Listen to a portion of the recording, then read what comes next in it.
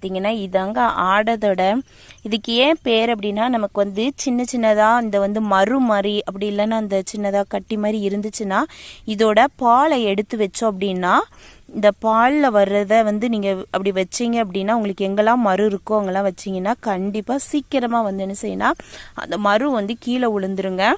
அது பாருங்கள், இந்த பருப்பு வந்து நமக்கு வந்து இப்படி தான் நம்மளுடைய மறு இருக்கும். இந்த மறு அதனால தான் இதுக்கு பேர்.